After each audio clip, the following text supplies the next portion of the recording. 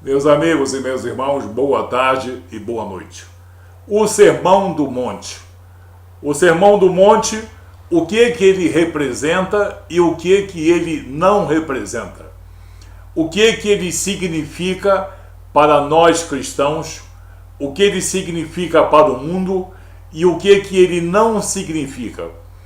Será que o Sermão do Monte pode ser utilizado também como uma verdadeira adaga de ouro contra o homem cristão? Sim. Parece estranho, mas nós vamos explicar. O Sermão do Monte, que está no Evangelho de Mateus, capítulos 5, 6 e 7, é uma série de recomendações, é uma série de coisas, muitas delas já conhecidas antes do nascimento de Jesus, que já constavam no Antigo Testamento, preceitos morais e preceitos espirituais que serão aperfeiçoados por Jesus e que serão recomendados por Jesus para o aperfeiçoamento dos seus discípulos, não para a formação de discípulos, não para salvar, não para reconciliar com Deus, não para justificar, não para redimir, não para trazer a redenção. É muito importante essa parte introdutória, porque eu faço questão de enfatizar, como outros têm enfatizado, que o Sermão do Monte não é para a salvação, porque não existe salvação pelas obras, não existe salvação pela retidão moral ou pela retidão espiritual. O que Jesus ensina, o que Jesus enfatiza e o que Jesus adapta aqui no Sermão do Monte é uma série de preceitos morais e espirituais, condutas morais e espirituais, bem-aventuranças, beatitudes que vão fazer com que o homem seja rico, não rico em ouro e prata, mas rico na felicidade de poder conviver com os seus irmãos e viver perante Deus com riquezas espirituais. Que riquezas espirituais são essas? Não são ouro e prata, como eu disse, são as riquezas morais e espirituais. Então, o Sermão do Monte não salva ninguém? Não. Cuidado, porque tem muita gente que não é cristã pregando que o Sermão do Monte é para a salvação. E eles encontraram aí um sutil artifício para tentar derrubar a cruz de redenção, tentar anular a obra redentora de Jesus, tentar anular a redenção e a justificação que só há pelo sangue remidor de Jesus, por uma retidão moral e espiritual. Isso não existe, isso é heresia, isso é anticristianismo, isso é antirredenção. O Sermão do Monte não é para a salvação. Jesus se dirige às multidões, e mais especificamente depois aos seus discípulos, que se sentam para ouvi-lo. Ele está fazendo uma série de recomendações para que o homem de Deus, para que o homem e a mulher salvos na obra redentora de Jesus, portanto, para que o homem e a mulher cristão sejam aperfeiçoados na sua vida cristã, aperfeiçoados no relacionamento interpessoal, aperfeiçoados na sua conduta perante Deus. Mas quem são esses que serão aperfeiçoados? São aqueles que olharam para a obra redentora de Jesus, aqueles que olharam para a cruz e viram no sacrifício de Jesus, a sua libertação, a sua salvação, a sua redenção. O Sermão do Monte não é para salvar. O Sermão do Monte é para aperfeiçoar. Há muita diferença entre salvar e entre aperfeiçoar. Quando o Sermão do Monte é pregado por muita gente, e muita gente luta por essa versão, para que o Sermão do Monte seja salvítico, para que o Sermão do Monte leve o homem às regiões celestiais. Está pregando mentira, está pregando heresia, é alguém que de modo sutil está sendo inimigo da cruz de redenção, que é a cruz de salvação. Nós não somos salvos pelo Sermão do Monte, nós somos aperfeiçoados pelo Sermão do Monte. Pelo sangue remidor de Jesus, nós somos salvos monergisticamente, soberanamente, pela intervenção soberana do Espírito Santo de Deus em nossas vidas. Quando ele percebe, o Espírito Santo de Deus, que existe em nosso coração e em nosso espírito uma verdadeira disposição para buscarmos a verdade. Não para nós examinarmos as Escrituras e examinarmos as palavras de Deus, buscando uma doutrina que nos satisfaça. Uma salvação, digamos, humanista, que não existe. Uma salvação pelos méritos morais, pelas obras ou pelos méritos espirituais, que também não existe. A salvação só chega ao homem soberanamente de cima para baixo, através da atuação do Espírito Santo em nossas vidas e baseado na obra redentora de Jesus. Obra de redenção, obra de justificação, obra de reconciliação com Deus, obra de salvação. É Jesus em sua obra e o Espírito Santo de Deus que nos farão andar nas regiões celestiais em Cristo Jesus. Ninguém vai andar por causa dos seus pés, das suas mãos ou das suas obras, ou do seu discernimento, ou do seu padrão moral e espiritual nas regiões celestiais, mas em Cristo Jesus, na dependência da obra redentora dele e na dependência da atuação soberana do Espírito Santo de Deus nele, em cada um de nós. O Sermão do Monte não é para a salvação. Se alguém viver o Sermão do Monte, mas não viver a obra redentora de Jesus, escarnecer da cruz, escarnecer e blasfemar contra o Espírito Santo, não dar crédito às Escrituras Sagradas, maldizer o sangue remidor de Jesus, jamais estará nas regiões celestiais e terá garantida a sua perdição. O Sermão do Monte é para homens e mulheres salvos, remidos na obra redentora de Jesus.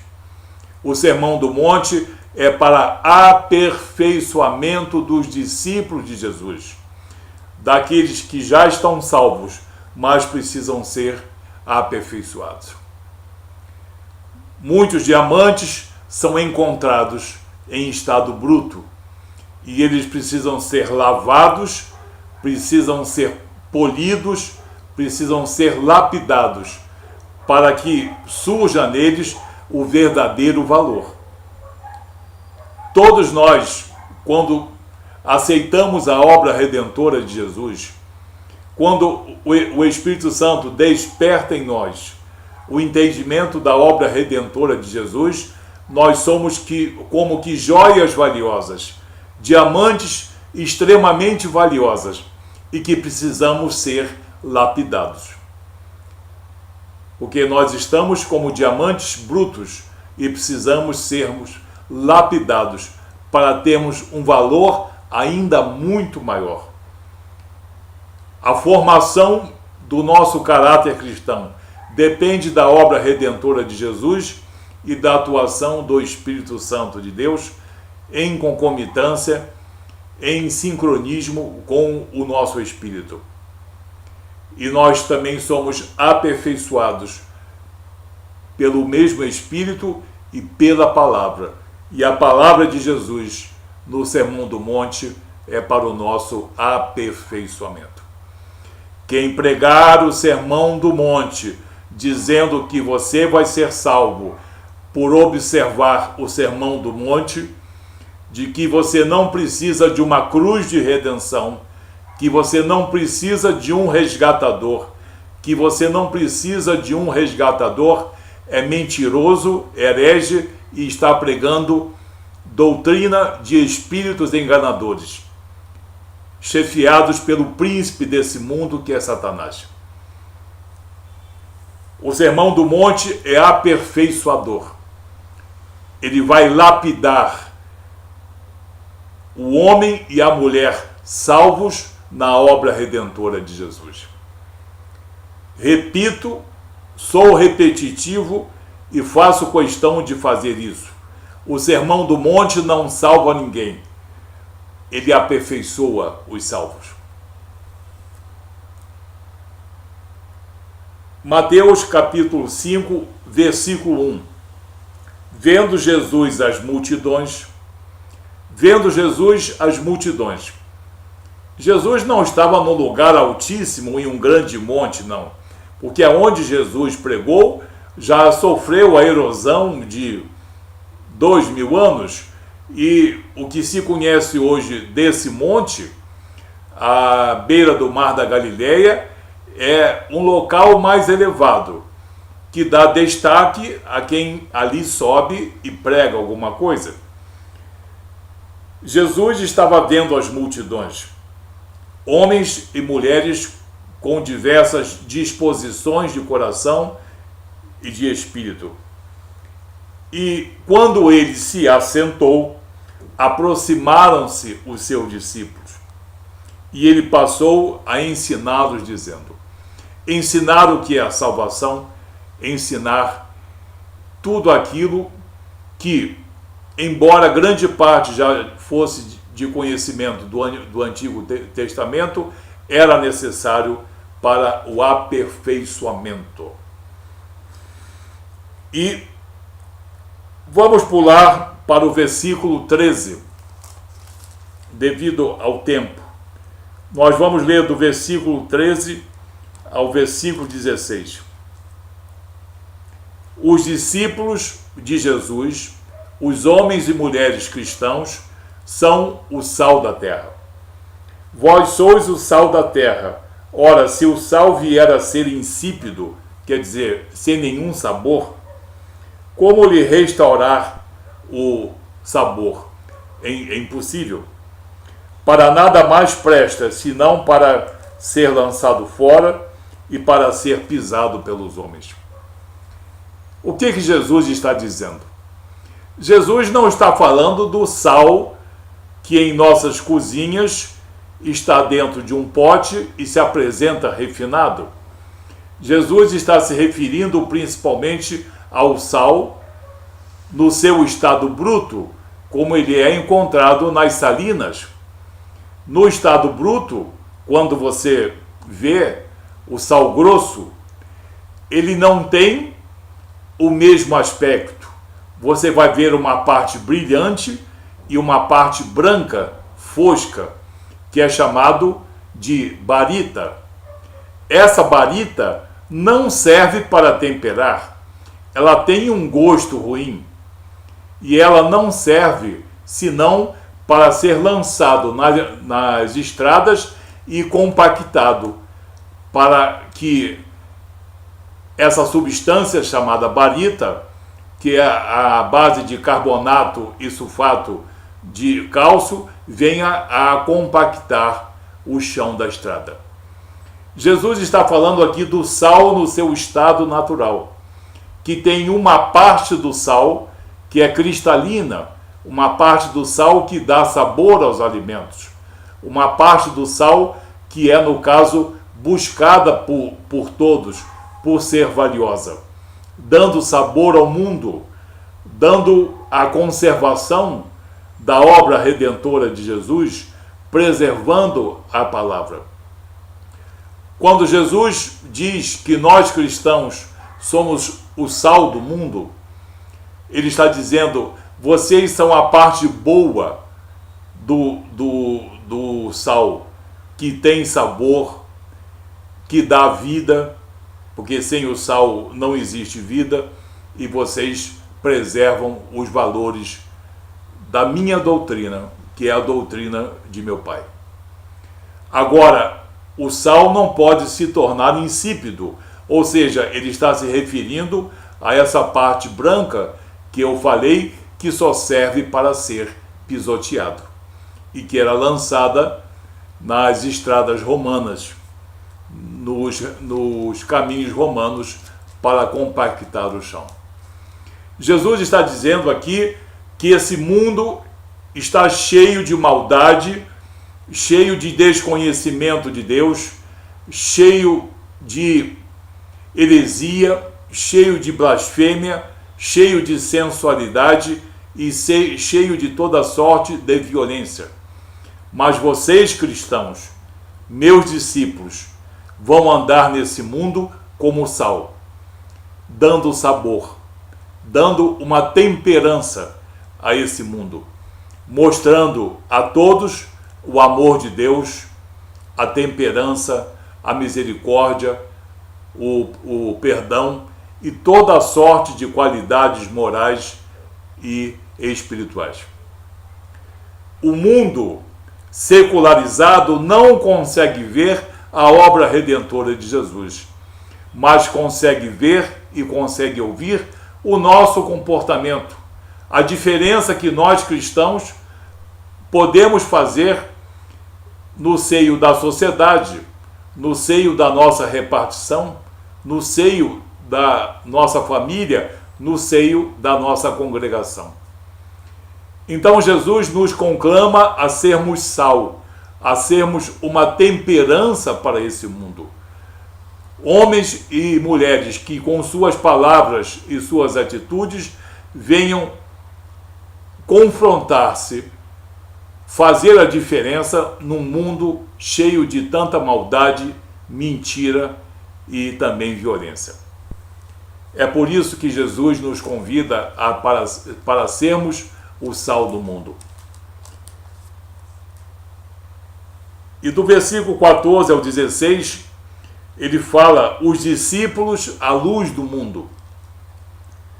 Vós sois a luz do mundo, não se pode esconder a cidade edificada sobre o monte, nem se acende uma candeia para colocá-lo debaixo do alqueire, mas no velador, e alumia a todos os que se encontram na casa. Assim brilhe também a vossa luz diante dos homens, para que vejam as vossas boas obras. Vós, cristãos, com as suas boas obras, e glorifiquem a vosso Pai que está nos céus. Amém? Jesus está dizendo: no mundo existe trevas. E Jesus veio ao mundo não por causa da luminosidade desse mundo, ou da santidade, mas pelo pecado e pela mentira.